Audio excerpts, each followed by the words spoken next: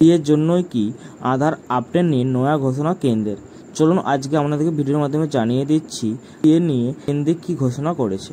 CA তথা নাগরিকত্ব আইন নিয়ে কেন্দ্রের ঘোষণা পরই আধার কার্ড সংক্রান্ত নয়া বিজ্ঞপ্তি দিল কেন্দ্রীয় ইউআইডিএআই। কিন্তু ফের কেন এই ঘোষণা, এতে কাদের মিলবে অতিরিক্ত সুবিধা, আজকের ভিডিওর মাধ্যমে আপনাদেরকে জানিয়ে দিচ্ছি। আধার কার্ড নিয়ে বড় ঘোষণা, ইউআইডিএআই এর বাড়ানো হলো সময়সীমা। ভারতীয় নাগরিকদের সচিব পরিচয়পত্র হিসাবে বর্তমানে সবথেকে গুরুত্বপূর্ণ হলো আধার কার্ড।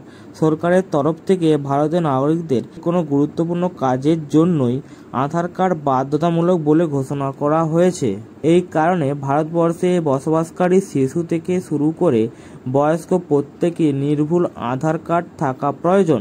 আধার কার্ডের মধ্যে থাকা বায়োমেট্রিক তথ্যাবলী সহ বিভিন্ন ব্যক্তিগত তথ্য একেবারে নির্ভুল থাকা অবশ্যই প্রয়োজন। তবে অনেক ক্ষেত্রেই আধার কার্ডের বিভিন্ন তথ্য সংশোধন করার প্রয়োজনীয়তা দেখা যায়। বিনামূল্যে অনলাইনের মাধ্যমে আধার কার্ড এই আপডেট করার সময় সেবা ছিল 14ই মার্চ পর্যন্ত। তবে এই সময়সীমা শেষ হওয়ার আগে বিশেষ ঘোষণা করে ইউআইডিএআই বিনামূল্যে আধার আপডেটের দিনক্ষণ আবারও বৃদ্ধি করল।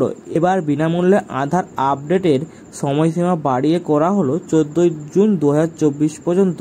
সোশ্যাল মিডিয়া এক্স প্ল্যাটফর্মে এই বিষয়ে বিশেষত্ব বিজ্ঞপ্তি জারি করে ইউআইডিএআই জানিয়েছে, এখনও এমন বহু মানুষ আছেন যারা নিজেদের আধার আপডেট করে উঠতে পারেননি।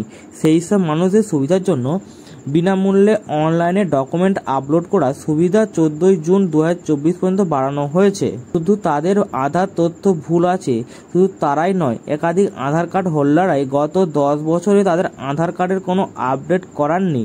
তাদেরও এই আধার কার্ড আপডেট করা অত্যন্ত প্রয়োজন। এই কারণে সব আধার কার্ড গ্রাহকদের ইউআইডিএআই বিনামূল্যে আপডেট করার সুবিধা দিচ্ছে।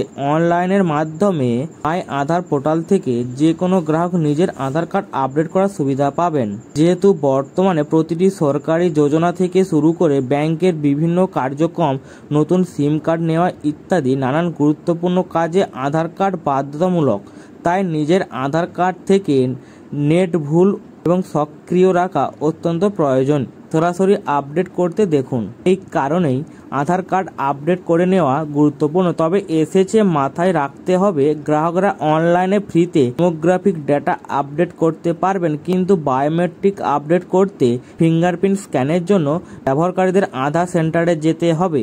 বন্ধুরা, এই ছিল আজকের আমার ভিডিও। আমার ভিডিও যদি ভালো লেগে থাকে চ্যানেলটিকে অবশ্যই সাবস্ক্রাইব করে দেবেন।